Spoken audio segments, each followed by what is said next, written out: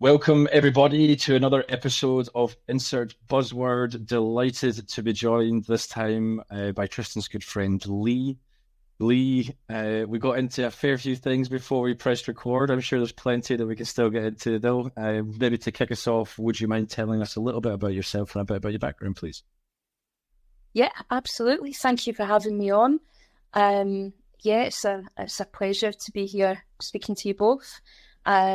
So I'm Leigh McGrotty, and I'm one of the founder members of 15PL Ltd, which is essentially we're brand builders, but we have a particular specialism in Scottish food and drink, and a particular directive towards the Asian marketplace. So we help small Scottish drink brands find routes to market in Asia, and we also help them to develop their brands, whether that be packaging, promotion, corporate identity, meeting importers, distributors, etc. That's pretty much what we do in a nutshell. Wow. Okay, Tristan, now I understand why it was important to speak to Leigh. That sounds incredible. I'll be honest, I'm a little bit bamboozled. Amazing. So I guess so we'll get into that. I'm sure we will. So what in your sort of journey, your history, what led you to where you are now? And go as far back as you feel comfortable, Leigh. Oh my goodness. It definitely took a little bit of time for me to sort of like find my comfort place. If you like, in my career, I started out like a lot of kids that left school who was pretty unsure actually what I wanted to do. I definitely wasn't prepared for leaving school in hindsight. I'd done pretty well, average sort of level of education, higher standards, and I was watching a lot of my friends at the time going off to university, and I definitely had that fear of missing out, but I don't think I was absolutely committed to any one particular genre or pathway. Nothing was very clear to me. But thankfully I had some really good parents who were able to identify at the time that I wasn't really ready for uni, and it might have been a wrong decision for me. So actually they supported me to try and go down the route of getting good work experience. And it started off actually with me really, really wanting to do something in the creative industry. At school I was not super talented, but I really enjoyed art, and I had a particular sort of longing to do something in the graphic design industry, or commercial art as it was known those days. So I think what I was sort of dreaming about eventually doing was perhaps working in an advertising agency. But I was pretty mixed up about what I wanted to do. And actually I was encouraged to just get out into the working world and find a career that I could get started in.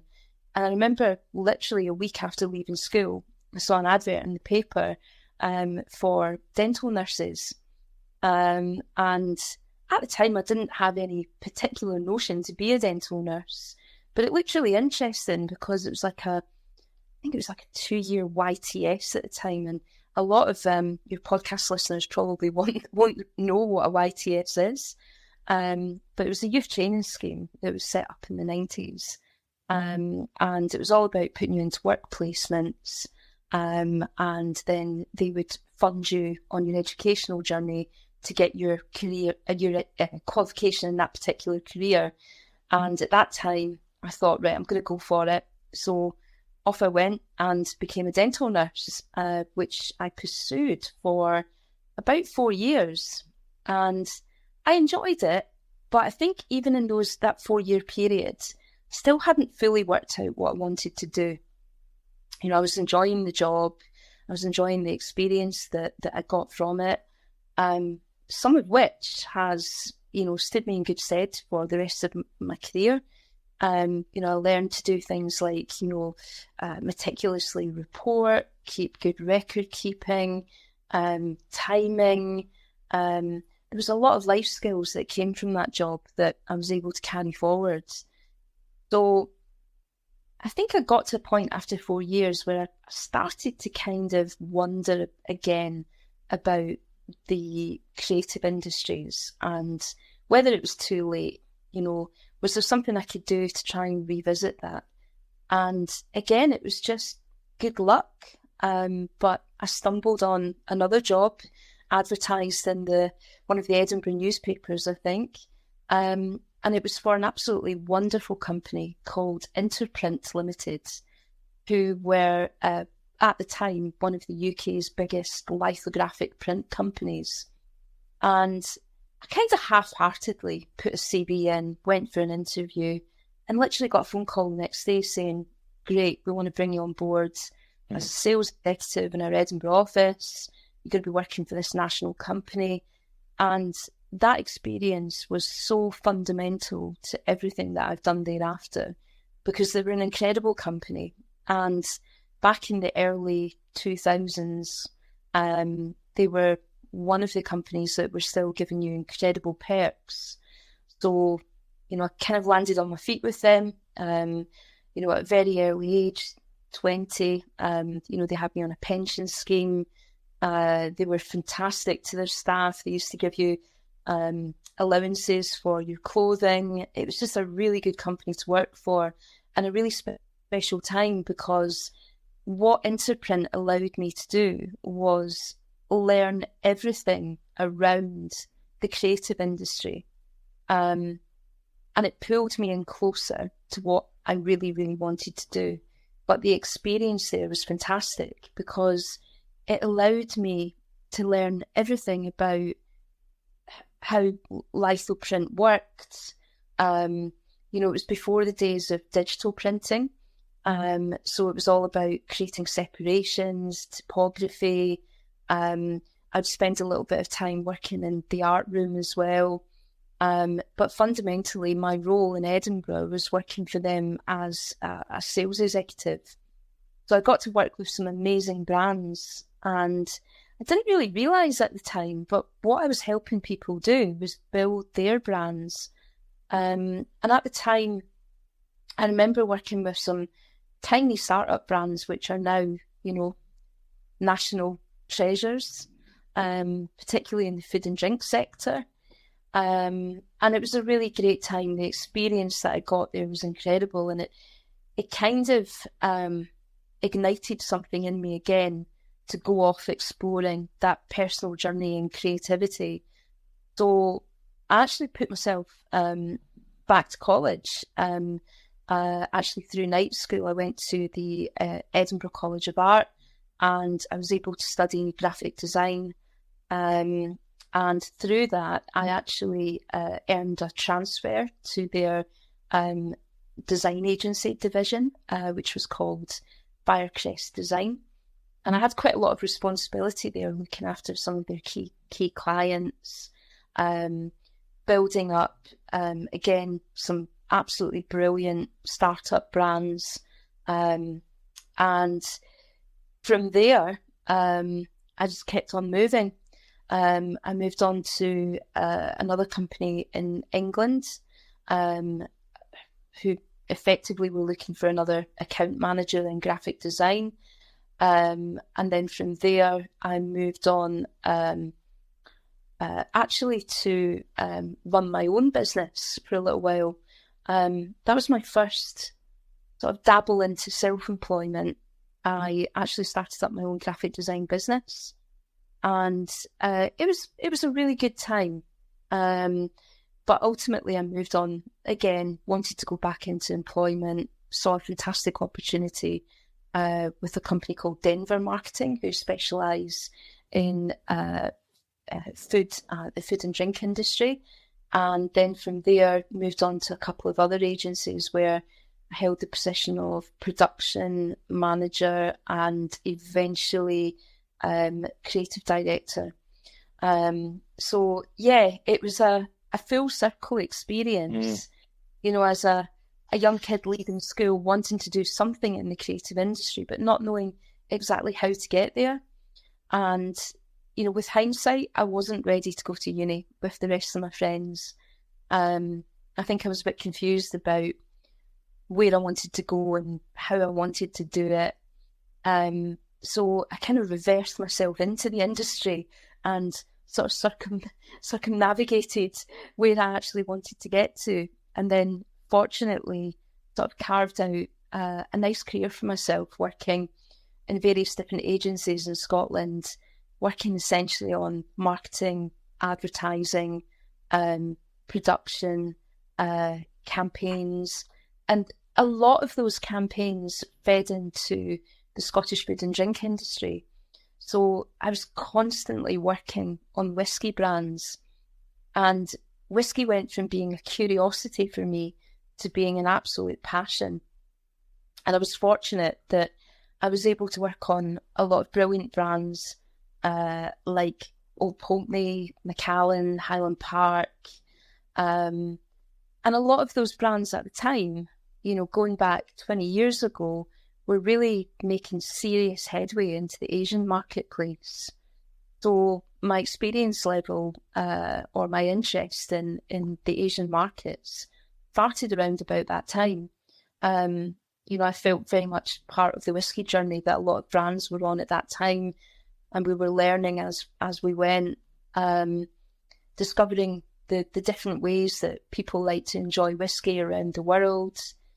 Gin hadn't taken off in the same way then as it has now. So it was very much about blends and single malts. But yeah, a lot of fun times and a lot of great experience that I was then able to carry forward when I decided to set up 15PL. Wow. It seems like quite a lot now looking back in hindsight. What a career. The jump from dentistry to sales, how did that feel? I would be terrified. It really was. I think at the time, I remember having the conversation with my mum that I was going to make this big drastic move. And, I think everybody thought, well, you've got to be careful because, you've trained really hard in that particular job. You've done really well. This is such a departure from what you're doing. You could potentially be giving a career up in favour of something brand new. And it's a real leap of faith. And I think as a 19 or 20-year-old at the time, I think quite rightly, parents who have an interest in steering your life going forward and making sure you make the right decisions and they give you the right level of support, I think they were rightly kind of cautious, and that made me a bit cautious too. My family are really important to me, and I think at the time I just thought, wow, this is a bit of a leap of faith. And it was one of those moments where you wake up and you think, what have I done? And I've had a lot of those moments ever since in my life. I'm still having those moments, but there must be something inside of me that kind of enjoys that leap of faith. Pushing myself out my comfort zone. I don't know why I do it to myself sometimes, but I'm continually doing it. And I still keep coming out the other end, so something's going okay. Yeah, something's working. Wow. Tristan? Yeah, was there ever a point in that journey that you've kind of recounted or reflected on where you felt, that you knew what you wanted to do or felt, I guess, comfortable when we're talking about pushing ourselves out of the comfort zone, and did that kind of ever change? Really? Yeah, definitely. I mean, I think that the last 10 years with 15PL has very much been me finding my comfort zone. Arriving at a point where you feel that you have a culmination of experience, which has given you the confidence to do what you're doing. And more than that, an ability to help other people. I think there's points in everybody's career where you're just getting out there and you're throwing yourself into it and you're winging it a little bit. But with 15PL, everything felt right from the start.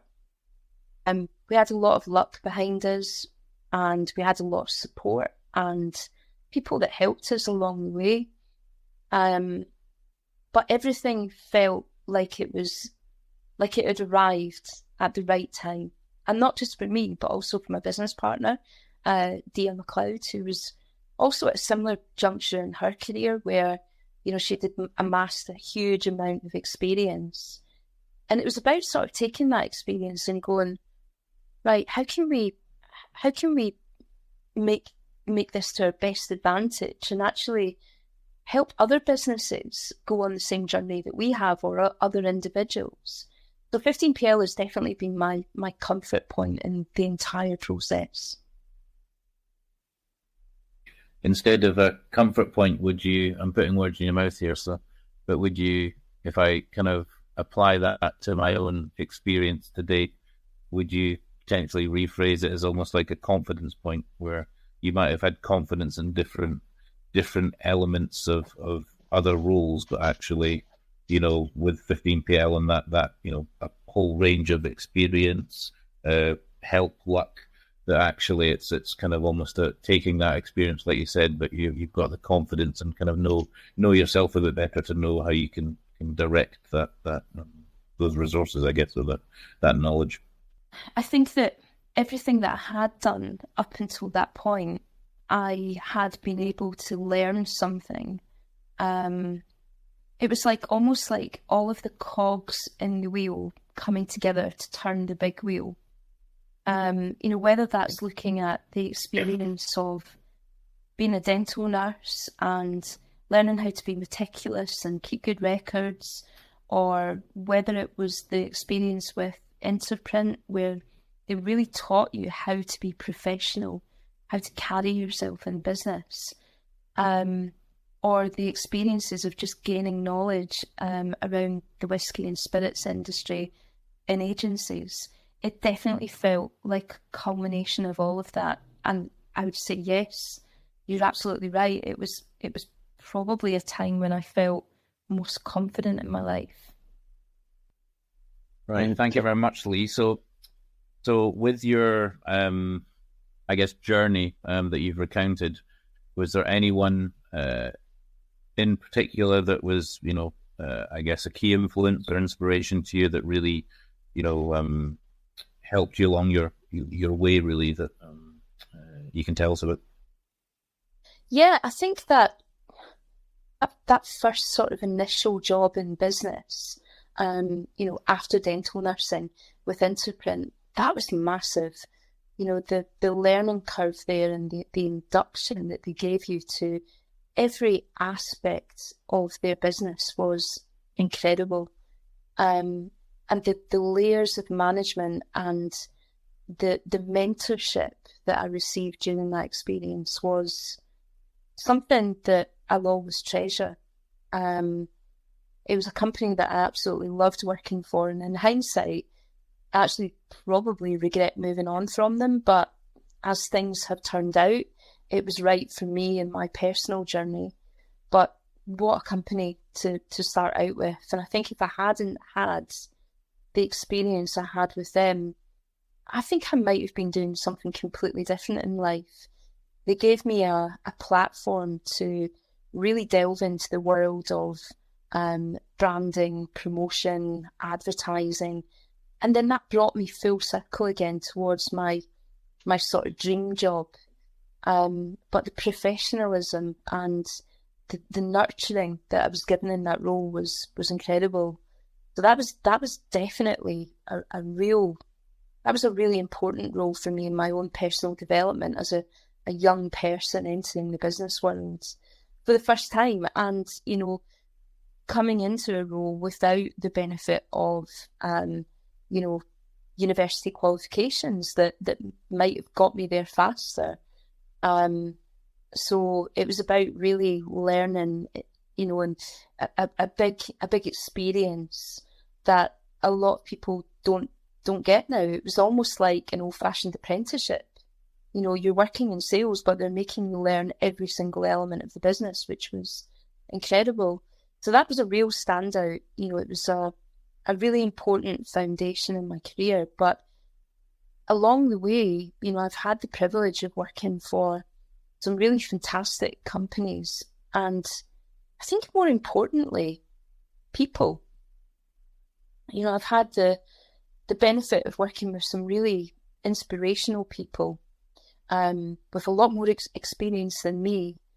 And I think at the time, on reflection, you don't always appreciate the experience that you're being given by the people that are mentoring you in the various companies. But definitely on reflection, I look back now and I think I do really appreciate that.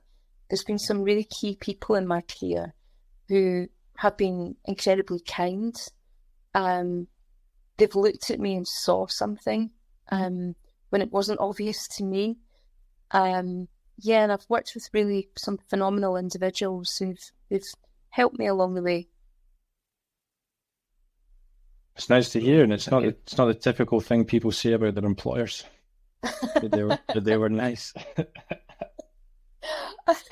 Don't get me wrong, I definitely had some experiences where, you know, maybe people found me difficult to work with, or I found them difficult to work with, but it's all about the experience. You know, there were some really key people who definitely motivated me towards what I'm doing now, or sort of led by example, an example that I wanted to follow. So yeah, I think that was a very important thing, even more so than the companies that I worked for. The people that I worked with were inspirational, most of them. Was there was there a particular, I guess, skill or, you know, characteristic trait that, you know, one of these sort of people helped you really improve on or identify that kind of was maybe not even transformational, but really, really kind of, now you look back, really was important in your development that you couldn't see yourself? Yeah, there's probably been, maybe 2 or 3 people that have kind of highlighted maybe areas of my personality or the way that I conducted business that needed to improve. You know, looking at a higher standard of detail, being more meticulous. And then there was other people who were just creatively inspirational. People that put a lot of trust in me, let me run with really important projects or teams or ideas. And those experiences are really important to me. I mean, without sort of naming individuals, you know, there was even a couple of people who at the time I felt were maybe not letting me fly as much as I wanted to. I felt like they were holding me back a little bit, but sometimes when I look back at my younger self, I know why now. And I know that what they were trying to do was for my absolute benefit. You know, and those are the key people that had an influence. I mean, not everybody influences me in the workplace. There's a couple of people that I've worked with as well that absolutely improved me as a businesswoman through watching them do it badly. You know, those are they're also quite weird inspirations as well. But you know, you see a lot of that. You see the right way to do things and the wrong way to do things. So people can be positive influences and challenging influences. But I've always benefited from other people's experience in a general way. What are you sort of most proud of? What is there a particular moment or achievement that you're most proud of? Wow. I mean, again, there's probably a lot of aspects of my career that I'm quite proud of. But I think the standout pride for me has definitely been the longevity of 15PL. I think we're now almost 11 years in business. And for such an absolutely wild card, diverse business with a huge risk element attached in the early days. I think that's what I'm proudest of. Particular moments within the short history of 15PL, I think definitely winning an international contract with a company called DFS. I know that in the UK, DFS is a major furniture company, but over in Asia and the rest of the world, DFS is probably one of the biggest luxury travel retail companies. They're attached to the Louis LVMH, Louis Vuitton, Moet Hennessy group of companies. And during our second year of business with 15PL, we actually won like an amazing contract to be their worldwide sort of like whiskey partner. So we were responsible for all of the training of their staff in the airports who were selling duty-free, specifically single malt, specifically Scotch. And that was a phenomenal experience for us, just the kudos of actually winning that contract and the reverberations that sort of went around our international and local community from the achievement was something that we'll forever be proud of. That particular contract created some incredible experiences for us, even to the point where we eventually became pretty much like their worldwide partner. And prior to COVID, we were assisting them, helping get their staff up and running in the UAE, and also in San Francisco, where we did a really sort of high-profile, prestigious launch. And, you know, the culmination of the DFS contract was the training of around about 400 individuals who worked in their duty-free concessions around the world. And that was a really proud achievement for us. It was probably our biggest bit of business to this day, and something that I still feel was phenomenal. We were up against some pretty stiff competition, some well-known competition in the whiskey world. You know, and we really worked hard on it. We put together a pitch that we felt delivered exactly what they wanted, and we invested a lot of time with them to find out what they wanted so that we could get it absolutely right. And yeah, I think on reflection, that's been our proudest moment. It's a huge one for me. It was. How have you? Sorry, Leigh. How? Obviously, it's all fascinating. I'm sure Jeremy's got like a million questions, and how did you find with 15PL working in the Asian market in food and drink, whiskey? It sounds incredibly exciting, and I'm sure it is. But how did you find time zones, the practical elements, culture? You know, was that a steep learning curve? Was it something you had experience of already? What's the journey there? It's such a good question, Tristan. It was massive, a huge learning curve. I feel like I'm continually pinching myself now, thinking, is it a dream? Was it a dream? It was just an incredible experience. Well, it is an incredible experience. I mean, obviously, we've stopped personally travelling so much since COVID, and we've found ways to work smarter now from the UK, utilising the network that we've built up over 10, 11 years across the region. And that's worked out much better for us because, as you pointed out, I mean, there are a lot of practical difficulties. I mean, sometimes I sort of think to myself, was it a moment of madness? I mean, we literally put everything on black. I think someone would describe it as maybe a midlife crisis that we both had.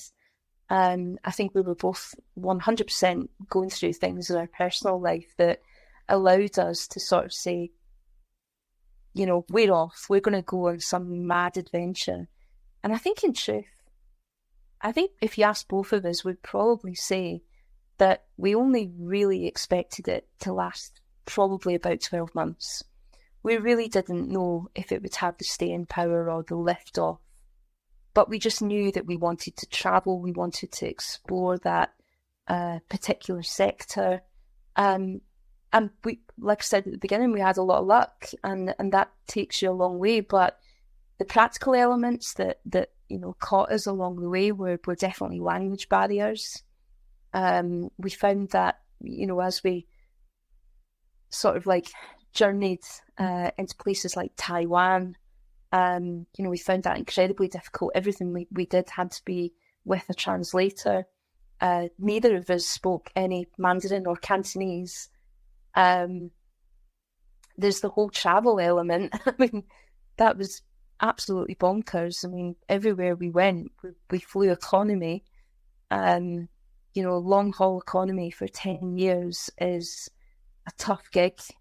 But when you're not working for a big company and you're self-funding everything, you've got to be kind of careful with the pennies.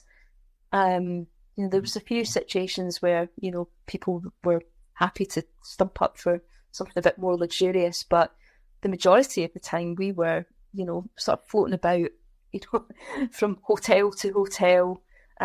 Some days we didn't even know where we were going to be staying. Crazy scenarios that we got ourselves into where we'd hop on a bus from Malaysia down to Singapore where we'd never been before to meet a complete stranger who worked for an even stranger company, checking into a hotel to find out that it's full of bed bugs, going to the meeting anyway and thinking we'll worry about the hotel afterwards, and then finding out that the guy that we went to meet actually owned several hotels in the city we were staying in, and waking up in a completely different hotel the next morning. There was a good friend of mine who helped us along the way, in a sort of motivational way. He used to refer to us as the corporate backpackers. And, we would meet people out in Hong Kong or wherever who worked for big brands like Edrington or Brown-Forman, and I think they would kind of be a bit sort of intrigued and bemused by us a little bit because, they're out there on the expense account and, we're out there completely self-funding the experience. So, cash flow was another sort of major practical curveball that came along as well very early on. And I could probably tell you a few sort of hairy stories there, but we literally, like I said, we put everything on black and hope for the best. Do you miss that hectic lifestyle, Leigh? Yeah, I really do. As knackering as it was towards 2020, when I suppose we really stopped travelling because of COVID, I still really miss it. And I think that, we'll still, make moves back and forward to Asia, because obviously we still need to manage the network that we do have out there. But I don't think we'll ever go back to the kind of travelling that we were doing. I mean, I think the second trip that we ever did to Asia, we went off for 3 months. And we literally kind of like parked ourselves in Kuala Lumpur, which is an incredible city, and a really brilliant base. But if you sort of look back over our bank statements now and you look at that 3-month journey and you remember, oh yeah, I was there that night, and yeah, that was the night we went to that hotel and we spent this and blah blah, and then you look at the diarisation over that period. You saw us going from staying in Sheraton hotels to literally in the last week of that 3-month, tour, as we used to call them, literally checking into a backpackers hotel. Everything was self-funded, but it was an adventure that we wanted to be on, and we loved every single minute of it. The culture, the people that we've met, the food, the drinks, everything that we just loved it. And definitely been the highlight of my life. Yeah. I feel somewhat sad. I've not partaken in it. I feel somewhat sad that the corporate backpackers are never gonna make a comeback in the same way as it was. But sometimes maybe that's a good thing. I don't know. That it remains a highlight, and you don't turn it by revisiting it. No, we've just got such brilliant memories, and memories that will continue because the friendships are still there, and some of the friendships that we've made with the business people that we deal with over there, it is forever. The one thing that I definitely personally got from the Asian experience was I really enjoy the way that they do business. It's all about getting to know people on a very deep level before you make that commitment. I found it a bit weird at first because I'd come out of a very sort of corporate environment. And we would find ourselves going for dinners, meetings, lunches, meeting the family, and I'd pinch myself and sort of say to Dia, look, what's going on here? Are we actually going to talk business at any point here? You're 3 and 4 dinners in before you really get to that point. But when you do get to that point, there's such a bond of trust, and an awareness of what you need to fulfill. For these individuals or that particular brand.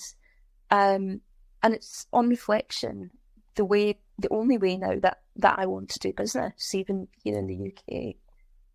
But I do find like goosebumps. Yeah. I mean, it was incredible. I mean, there was a lot of lows as well, but I suppose we don't reflect on them as much as the highs. But I mean, even yesterday, I met a new startup brand over in Glasgow, and I was telling this particular client and colleague about all the things that 15PL do and what we specialise in now. And even when I'm sort of describing it to people, I'm sort of mentally going, that's incredible. I can't believe that we've done all of that, and this is what we can do. So yeah, pride is there's a lot of pride in what we've achieved. I am so envious of the story. Somewhat similar, where like there was a fair bit of travel I was doing for work, and it ended in 2022 as well. COVID lockdown, and we've not kind of picked it up since. And it was to Hong Kong, it was to Shenzhen. I have done business with those types of people and had those types of meetings, and I'm now like, oh goodness, 2024. I hope it's the year. I can go back. I hope so too for you. I mean, for me, I think it was kind of cathartic. It sort of collided with, again, more gear changes personally, with family, and brutally as well during the COVID period. I also had a burst appendix, so that kind of put things in perspective for a little while. And I think it was around about that time that I started to think, maybe we need to pivot a little bit. Maybe we need to reshape and adapt the business, because actually the travelling is starting to become a chore now. Actually being there in the region is fantastic, but the long haul flights were just become more and more. Amen. My wife, so how lucky for you. You get to go to Hong Kong for 2 weeks. I'm like, darling, it's not a holiday, I promise. It's 18 hours on a plane with no space, and I'm going to be most of the time sat in a hotel room watching channels I don't understand. Yeah. And if you work in the hospitality sector or the drinks sector, which is obviously our specialism, it's long hours and late nights as well. So everything kind of starts at lunchtime. You do a lunch meeting, and then you'll move on to some promotional launch, or maybe you're doing your own launch, or maybe a tasting, and then it doesn't stop there. Then the meetings then move on to dinner, which is quite often at 12 o'clock. That's never anything unusual. And then before you know it, you're not getting back into your hotel till 2 o'clock, sometimes 3 o'clock in the morning. And and then you're sort of trying to bounce yourself back up again the next day, ready to do the same thing again. And literally, we would go away for latterly 2-week tours because we were gradually sort of cutting back. And by the day that we were going to the airport, we were having people who were still saying to us, "Look, can I meet you at the airport? Just for one final meeting." And you'd literally be checking your bags and then sitting down and having a coffee with someone. And by the time we got on the plane, we were just exhausted, absolutely done in. And then we would get home, and the first week back home would largely just be about sort of like restoring yourself again. But some of the trips that we did where we were just hopping from one country to another, and it sounds so glamorous, but it really was corporate backpacking. And I remember one particular time where I came home and just felt so exhausted but didn't recognise the exhaustion. I remember sort of sitting down with the GP and saying, "I feel like my head's going one way and my body's going another way." And she's like, "What have you been doing for the last month?" And I'm like, "Well, I've literally been in 7 countries in the last 12 days. And she was like, "Go home, get in bed, and don't get out of it until you feel better. You're exhausted." Yeah. Leigh, this will obviously go out to the public, and but the Corporate Backpacker sounds like a great podcast series where you recount your stories. Yes, it does. Yes, it does. Jeremy, I would be surprised for sure. Yeah, I'd listen to that one. Can I ask a question around the nature of your industry, which is drinks? Is it an occupational hazard then that you're expected to drink regularly and constantly? Yeah, that definitely takes its toll as well. I think we were always kind of careful about it. I think we had to be, especially as 2 women travelling on our own. As I said, we could find ourselves in, some quite unusual situations sometimes. We always had to kind of be on our guards. And as I said way back at the beginning of the podcast, I'm really passionate about whiskey. It's not just a profession for me. I actually really enjoy it, love it. I've got a nice collection. And I think there were definitely moments where you had to sort of stop and go, how am I going to do this? Because, I don't want to be one of those people that goes down that rocky road of the profession turning into, a real negative aspect of life. And I have actually seen that in our industry where people have enjoyed the party a little bit too much. But I think it always came back to focus with us. We're both pretty good at keeping each other in line and looking after each other. But we always knew there was a job to do. There was a mission to complete. And I think that was the thing that kind of kept us in our lanes.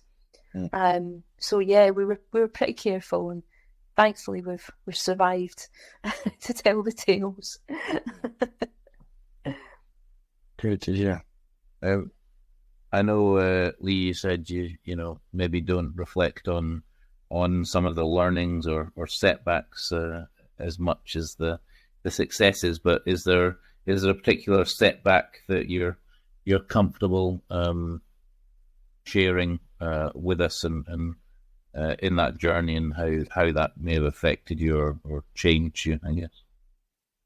Yeah, absolutely. I'm really comfortable sharing it, actually, because I think in life as humans we all go through things.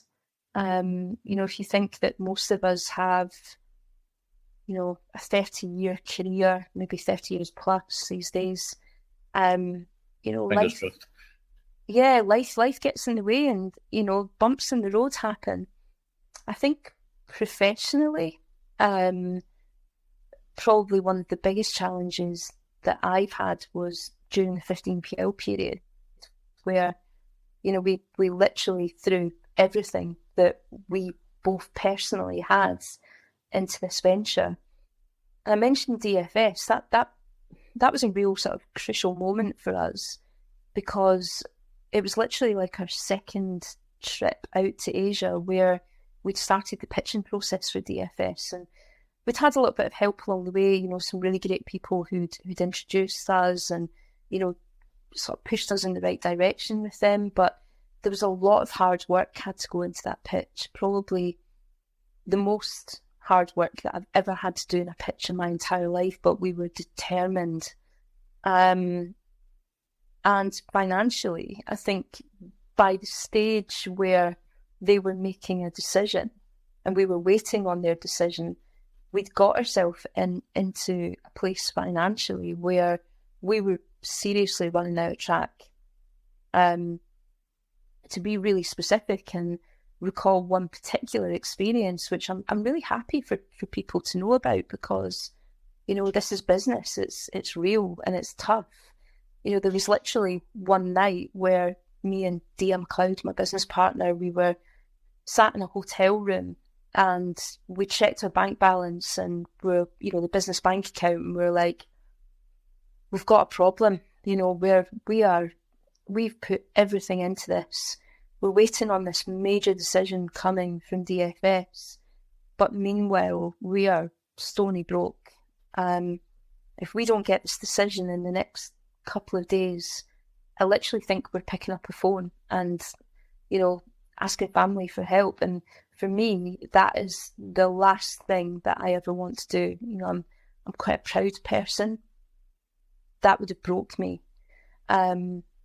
But we stayed the course, and I remember that one particular night we both felt pretty down on our luck. And in Asia, you have 7-Elevens. They're like, you know, really fancy corner shops that are open 24/7.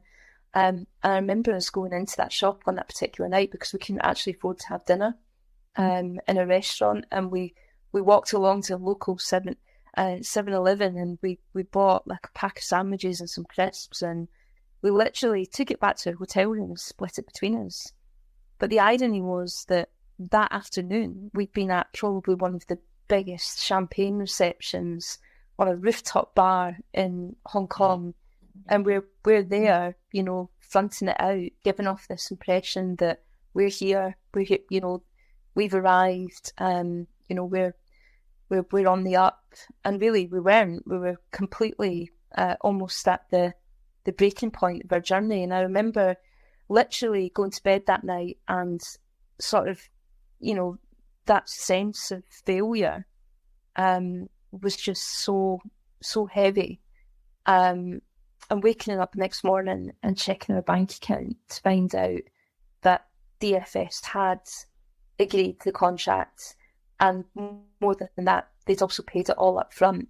And we went from literally having almost zero in our bank. It was life-changing money that turned up in that bank account the next morning. And, I mean, the joy that we felt was just incredible. And it wasn't about the money. It was about knowing that we hadn't failed, that everything had been worthwhile. And, yeah, completely achievement. It was massive for us. And even talking about it now, because it's something I've not talked about for years, but it still really punches quite hard, because it definitely felt like a moment where I was standing looking at failure in the face. And it taught me a lot of lessons, because I think, as I say, you have to always believe in yourself, believe in the people you work with, stay true, you know, to your path in life, and be tenacious at all times. Wonderful advice. I mean, persistence is key. I was just literally saying to Jeremy there that, you know, like, can feel the emotion, like, even though we're doing this digitally, is absolutely incredible to hear your experience. Trust me, feel, you know, it was an emotional time. The killer question is, did you go back to 7-Eleven the next day and have your sandwiches and crisps again? Where did you eat after that? I can tell you what that sandwich was. It was a weird combination of chicken and celery. And I swear I will never eat chicken and celery sandwiches. It's just a bad dream. So yeah, we always avoided it. But you also asked about, any other, sort of like curveballs that have come along the way. And I mentioned to you very briefly at the beginning that this wasn't my first sort of rodeo in self-employment. I actually set up a pretty successful, well, in my mind, I know people judge success in different ways, but I did set up a pretty successful design business in the early to mid 2000s. Very hard looking at dates now when I think back, but essentially that was at a time in my life when I was married. Like I say, life gets in the way sometimes, but I went through a divorce like a lot of people do, and that was a really tough time because the struggle of juggling a business with something that's so personally seismic as a divorce really took its toll. And the business didn't fail, but I wound it up and walked away because the pressures were just too much. And you get to a point where you feel that you need a new challenge, you need something else, you need fresh air to breathe in. And I think that was my motivation to go back into employment. And in the end, that was a good decision because I got to work with 3 or 4 really outstanding creative agencies that then gave me the confidence to go on and do what I've done now. But personal factors creep into your career as well, and it can be, as I say, seismic. It can be something that brings a lot of people to a juddering halt, and sometimes they don't recover from it.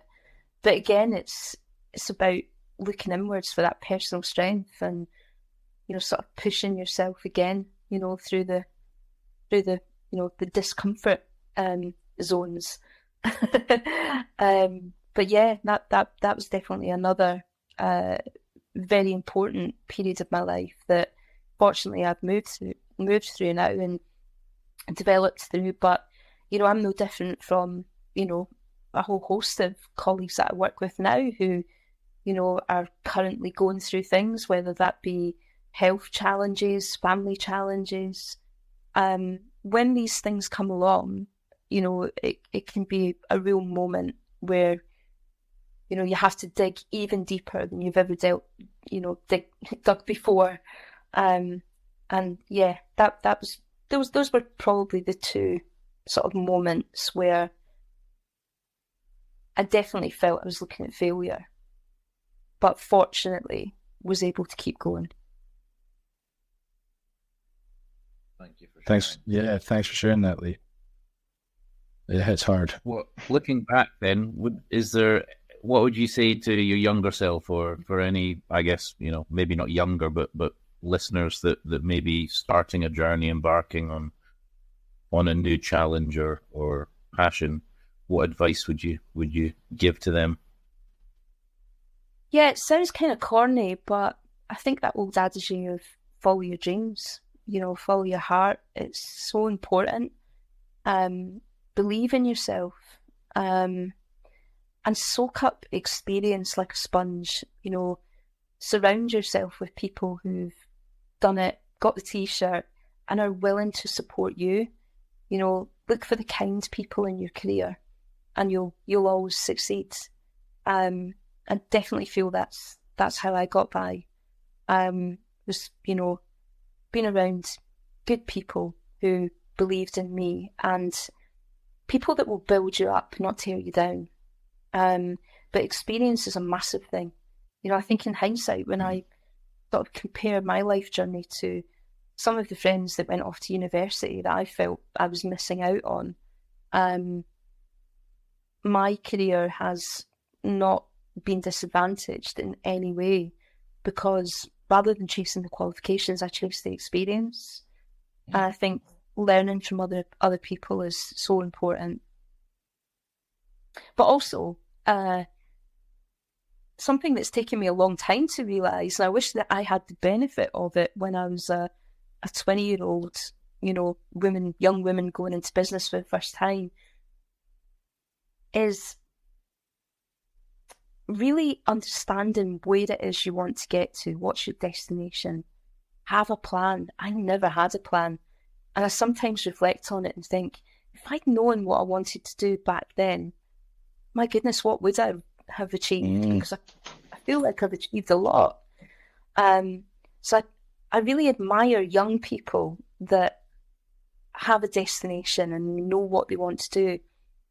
I feel really inspired by them, actually, because I kind of wish now that I'd done that. But in the long run, you know, I've had a fantastic career, and hopefully there's a lot more to come. Well, that's maybe a nice segue to the next question. What does the future look like? I think it's there's something in my psyche that obviously encourages me to take leaps of faith and to keep pushing myself out my comfort zone. And I think for that reason alone, I think there's probably a lot more to come. You know, I'm one of these people that I can't sit still. I've got to be delving into something else, new sectors, new markets. And you know, very recently I've sort of moved into the world of podcasting, like yourself. And again, that started through you know, a consultancy, working with a client during lockdown, who started up an absolutely amazing podcast business. And just in the last couple of weeks, I've literally taken a deeper dive into their business on a more permanent basis. And I'm so excited about that. That's absolutely my next venture, but it's striking that balance now between what I do with 15PL and what I do with the Big Light going forward, which is the podcasting company. It's an incredibly exciting time. But you know, the other thing that we haven't mentioned, which is good advice for people, it's also about having the right partners. I've got a fantastic business partner who has sort of recognised the fact that I constantly need to spread my wings, and she's given me the most amazing level of support to be able to comfortably look after 15PL while I go off, sort of, you know, taking on new experiences, which will be, you know, to both our greater good through 15PL.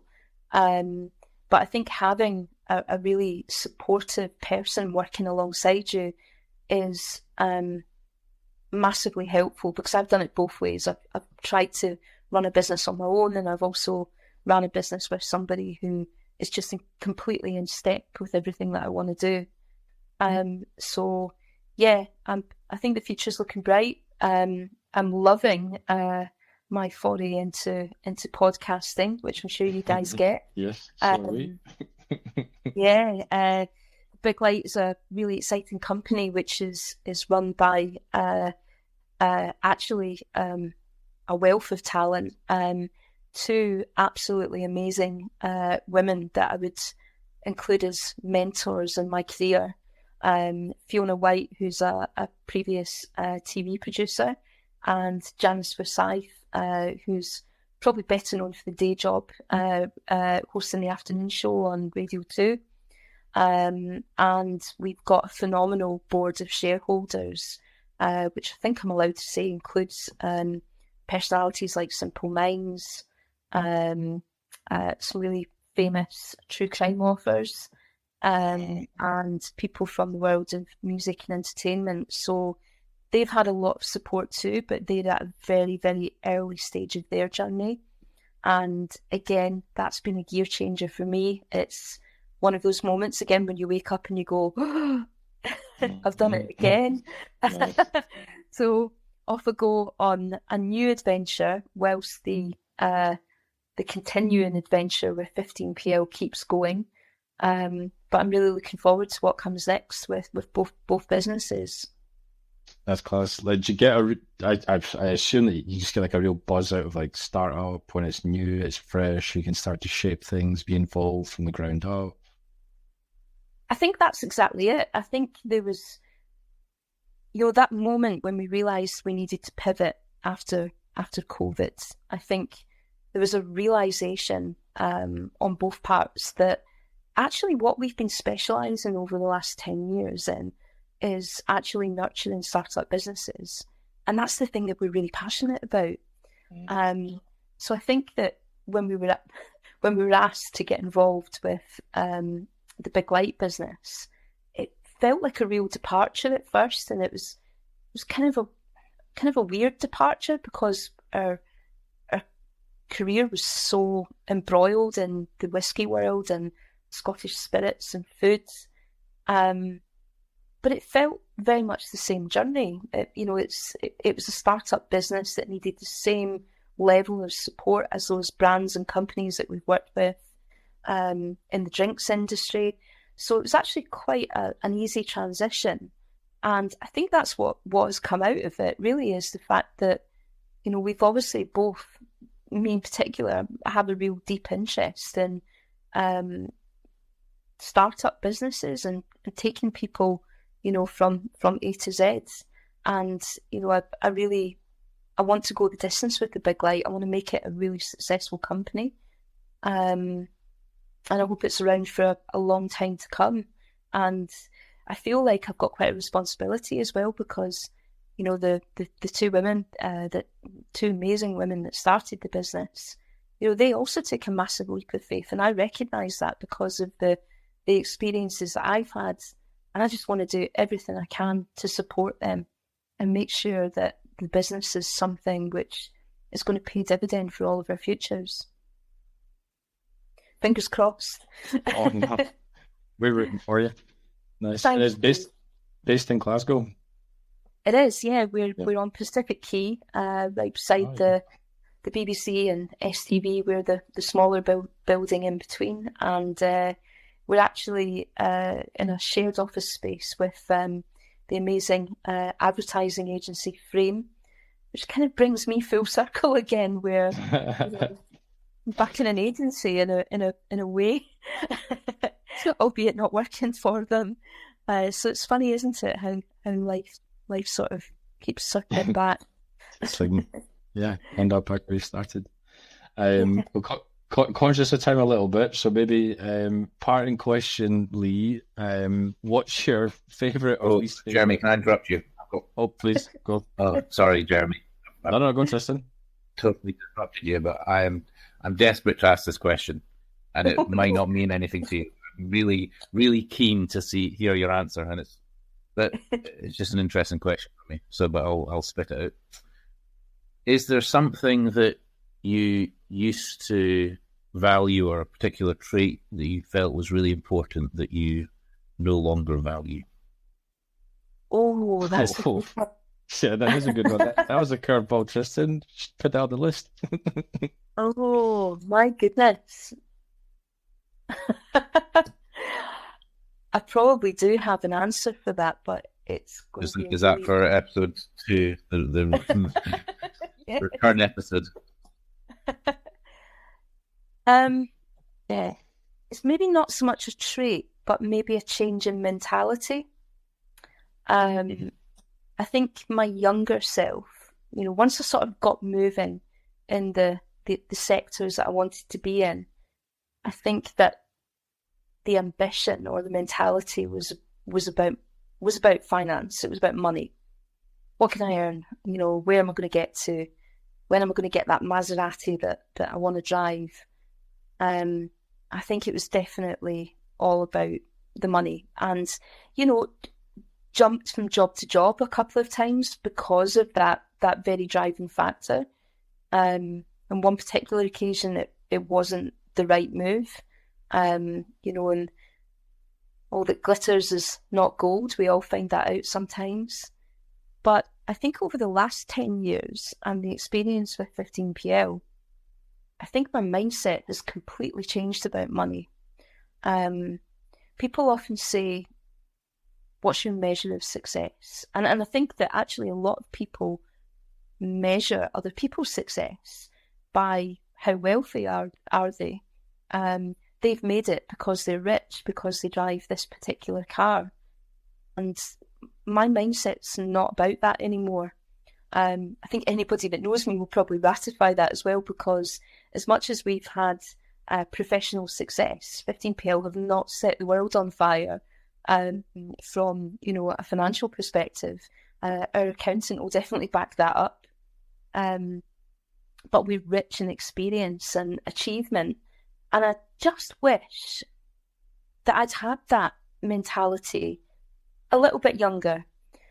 And I wish these days that we would support more younger people into lifestyle careers, things that they really love, that they feel passionate about, rather than careers that will put them on a path to apparent riches. I think that when you're young, you tend to naturally chase that journey. But when you get older, you realise that actually that's not everything. That's not the path to fulfilment. And it does kind of sound like something out of a a cracker at Christmas, but I really believe that. I found that all of my enjoyments from my career have been about experience and achievement, and not necessarily wealth success. Amen. Yeah, you're in good company. Yeah, Tristan's seen my car. I've only just recently upgraded myself, but the weird thing is, I remember when we were doing business in Taiwan, one of the companies that we worked with, and I don't know if this is common practice, but there was a businesswoman in Taiwan who would not work with us until we went to her local temple, which was not local at all. It was actually about a 2 hours drive into the hills, above the lakes, and actually into the clouds, and somewhere outside of Taipei.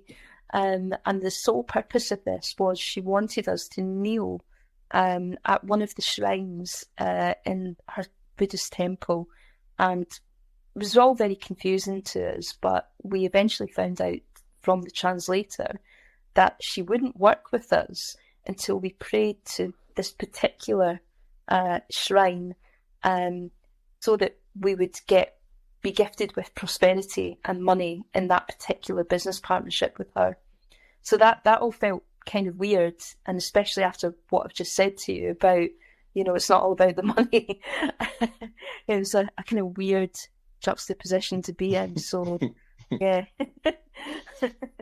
Did the kneeling and the praying work? Do you know what? In that particular occasion, it didn't. But what I did get from it was a lifelong friend. There you go. We didn't set the world on fire from a business perspective, but we've got someone from it who will probably be with us on life's adventures forevermore. Just an amazing, inspirational businesswoman. We couldn't find our particular synergy point in business, but you know, that was the gain for me, the friendship. Yeah, amazing. Can we wrap it up at this point, Tristan? Yeah, we're good. Sure. So, Leigh, name of the podcast, insert buzzword. What is your favorite or least favorite buzzword that you have either used or heard in business, please? Oh my goodness. This is such a tough one for me, because I've got this kind of mantra in life where you're going to hate me for this, but I kind of hate jargon in business. Really, really hate it. You know, you get a lot of obvious ones like, can we touch base today? Can we get that one over the line? And I find myself saying it so often. You know, I get caught up in situations, and I end up going down that sort of route myself, or you're abbreviating words into you know, codes instead, and I really try to avoid it. I always try in every single situation, for my own benefit more than anything, to just kind of speak plain English and not get too deep into it. But I must admit, I've got a few favourites that I use. So buzzwords is a kind of difficult one. Buzzwords, jargon. I think jargon and buzzwords are probably different. I think that buzzwords are more kind of like they feel more inspirational, more energetic, more motivational. Whereas jargon is just jargon and it kind of annoys you. So it is a kind of tough one. No, it's great. I mean, it's similar to what our guest last week said as well. And the one that I've never used it myself, but I was certainly when someone pointed out it was just checking in. It's like, no, you're not, because I'm not a hotel or an airport. Don't you dare say that in an email. Just checking in. Yeah. No, you're not. I've caught myself using them. And I know that if there's any colleagues listening to this, they'll be like, oh my God, she uses those words all the time. Even though I catch myself secretly hating them. But yeah, catching it, catching up, checking in, reaching out. Hope the email finds you well. Just, no. Yeah, touching base. Can we just circle around that one? Or some of the new ones that I think have been born from the success of Succession. I hear a lot of buzzwords being used that have come out of that program. I'm like, just going to take the temperature. Take the temperature on this deal. Things like that. So yeah, I mean, there are some that annoy me, but I'm conscious of the fact that I use them as well. I don't think that I have any particular buzzword that's kind of felt, like my branded buzzword or the one that I use the most or really hang my hat on. Well, I think corporate backpackers is your one, I'm afraid. Yes, that's awesome. I think it probably is, and I actually can't take credit for it. It was a colleague, but I think there is definitely one word that I would associate with, and I like to associate with my career, and that would be tenacious.